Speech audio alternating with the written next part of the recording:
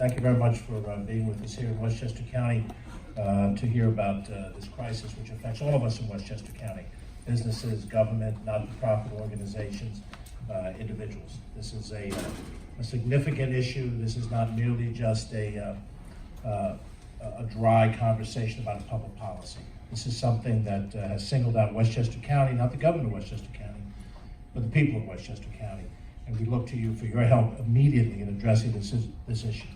January 17th is when ConEdison announced that they would begin a moratorium on March 15th, less than 60 days. It would not accept new natural gas customers, and they used the reason as an inability to meet projected future demand on the coldest winter days, without necessarily having the statistical backdrop, as County Legislator Mary Jane Shimsky said, to back up this claim as the reason for such a severe action as a moratorium. Our office has compiled an inventory of potentially impacted projects, which will give you an insight into the expected impacts throughout Lower and Middle Westchester County. These projects have been planned and reviewed by local communities. They're essential to the economic future and the local job creation of each of these communities.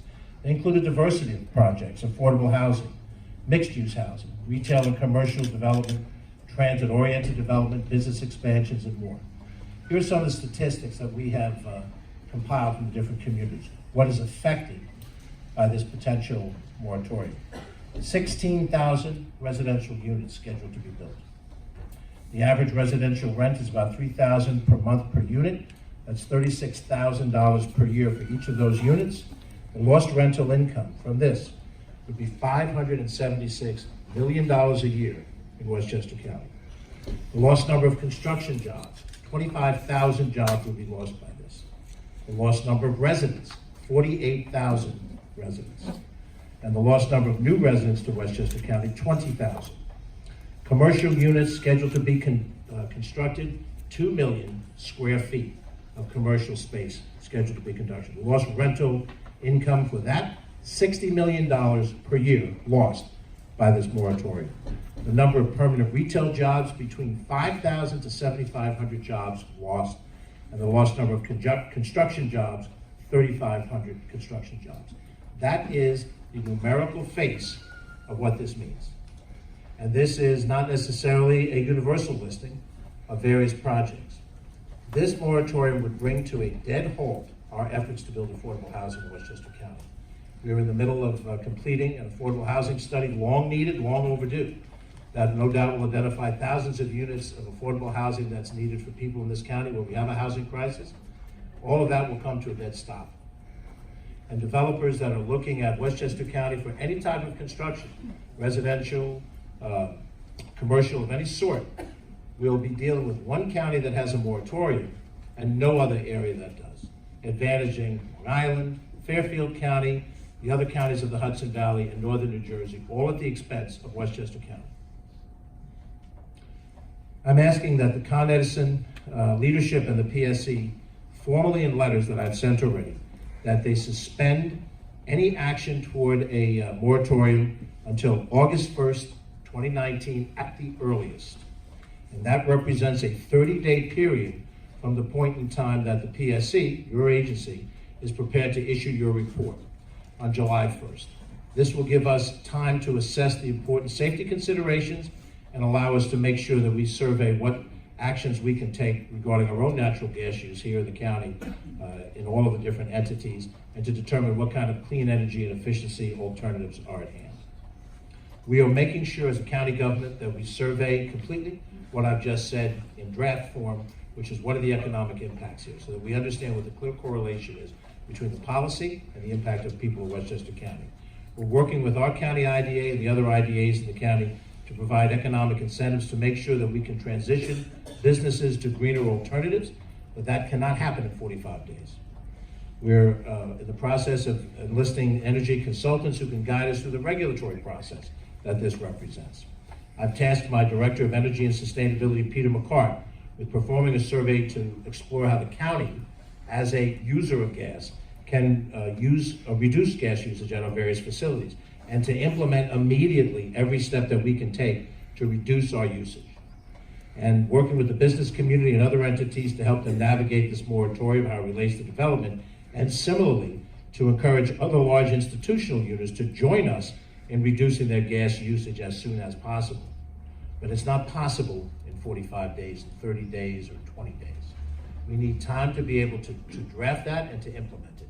Every major college in this county, every major business campus in this county, like the county government, all of us can take steps to reduce our gas usage and potentially open up sufficient capacity for hookups to continue, but not with the face of a moratorium this close to where we are standing.